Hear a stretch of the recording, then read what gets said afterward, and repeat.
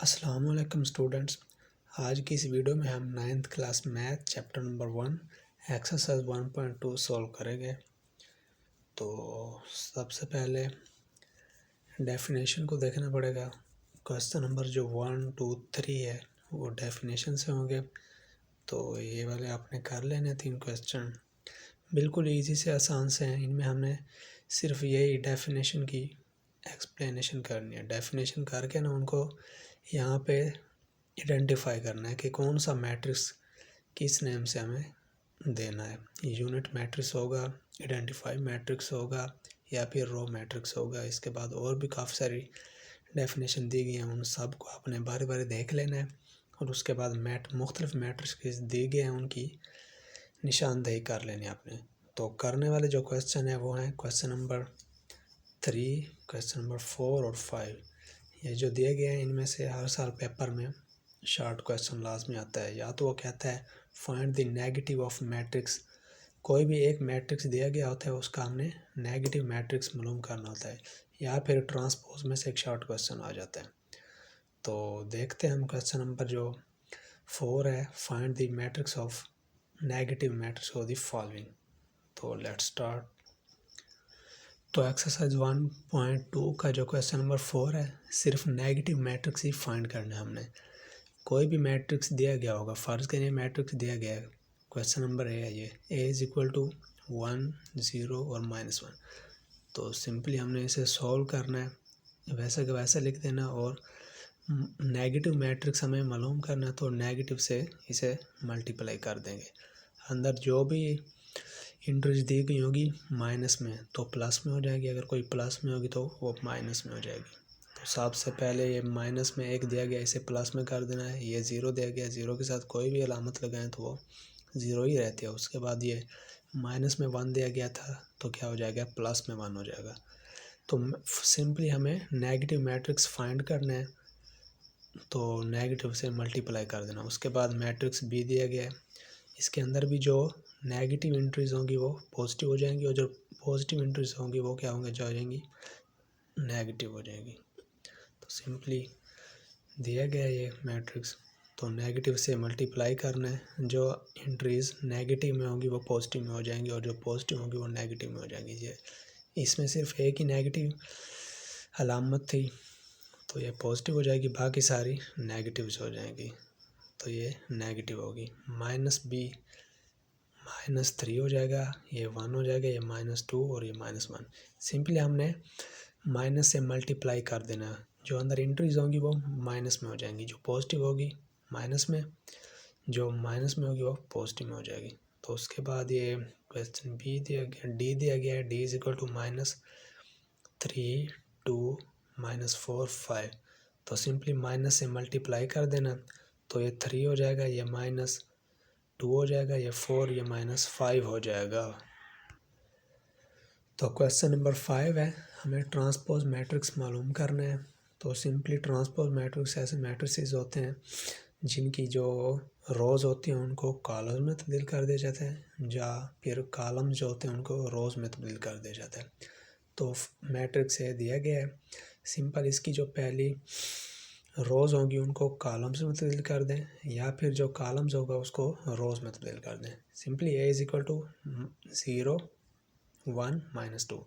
अब ये जो एक कॉलम है इसको हमने क्या कर दिया है, सिर्फ रो में तब्दील कर दिया है, एक रो बन जाएगी। अगर 2 कॉलम होते यहाँ से तो फिर उनकी 2 रोज बन जाती। तो कॉलम एक, तो मैट्रिक्स ए का जो ट्रांसपोज होगा वो क्या होगा, ए टी से हमें उसके ऊपर ज़ाहिर करना है ए टी को। तो इज़ इक्वल टू जो पहला कॉलम है इसको हमने क्या करना है, रोज़ में तब्दील कर देना है। तो 0, 1, -2 इसे रो में तब्दील कर दिया। बस सिंपल इसमें यही होगा। उसके बाद दूसरा मैट्रिक्स दिया गया है, तो ये मैट्रिक्स दिया गया है b इज इक्वल टू 5, 1, -6। इसको क्या करना है हमने, ये रो में दिया गया तो इसको हमने कॉलम में तब्दील कर देना। एक रो है तो इसका एक कॉलम बन जाएगा, b transpose of b is equal to 5, 1, -6।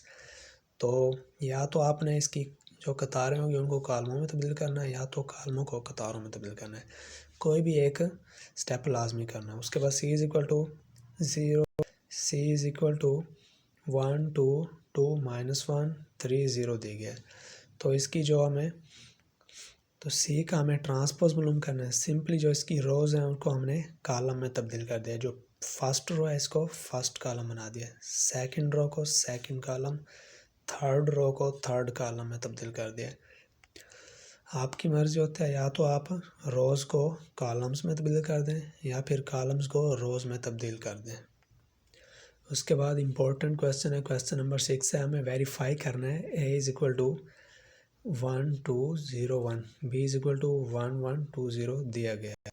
ये दो मैट्रिसेस दिए गए हैं, हमें प्रूव करना है ए का जो ट्रांसपोज है होल का ट्रांसपोज बराबर है ए के, इसी तरह B transpose of whole transpose is equal to B.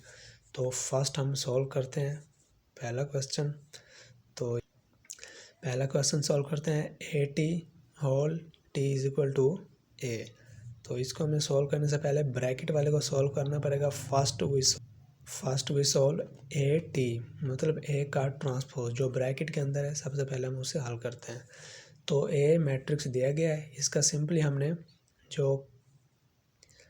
जो कतार्स थी उनको हमने कॉलम में तब्दील कर दिया। ट्रांसपोज करने के लिए यही करते हैं ना, कतारों को या तो कॉलमों में करते हैं या फिर कॉलमों को कतारों में करते हैं। अब इसकी जो कतार्स थी हमने कॉलम में तब्दील कर दिया। ये ए टी हमारे पास आ गया। देन ए टी हमारे पास तो आ गया। तो उसके बाद हमने क्या करना है, ए टी का होल ट्रांसपोज मालूम करना है। ए टी हमारे पास यही था, इसी को हमने क्या करना है, दोबारा ट्रांसपोज बना देना है। इसका हमने दोबारा जब ट्रांसपोज बनाएंगे, इसकी जो कतार होगी क्या होगी, कॉलम में तब्दील हो जाएगी। दूसरी कतार क्या होगी, दूसरे कॉलम में तब्दील हो जाएगी। अब हमारे पास आ गया ए टी का होल ट्रांसपोज। तो ये किसके बराबर है, देखें अगर हम 1 2 0 1 किसके बराबर है, ए के बराबर है स्टार्ट में। तो हम क्या इसे लिख सकते हैं, A T whole T is equal to A. तो ये प्रूव हो गया। तो उसके बाद क्वेश्चन नंबर 2 था, इसे भी हमने प्रूव करना था। तो B T is equal to B is equal to 1 1 2 0 B T. सबसे पहले बी का ट्रांसपोज मालूम करेंगे। ये जो मैट्रिक्स दिए गए इसका ट्रांसपोज मालूम करते हैं। तो ये जो रोज़ थी इसको हमने कॉलम में तब्दील कर दिया, दोनों रोज़ को दोनों कॉलम में तब्दील कर दिया। उसके बाद हमारे पास ये क्या आ गया था, बी का ट्रांसपोज। ये इसका ट्रांसपोज हमने दोबारा ले लेना है, अगेन इसका ट्रांसपोज लेना है। जब अगेन ट्रांसपोज लेंगे तो first row first column, second row second column. तो हम जानते हैं ये किसके बराबर है, बी के बराबर है। देख लें 1 1 2 0 किसके बराबर है, बी के बराबर है। यही बी के बराबर है, हम इसकी जगह बी रिप्लेस कर सकते हैं। तो B transpose whole transpose is equal to B. तो ये भी हमारे पास प्रूव हो गया।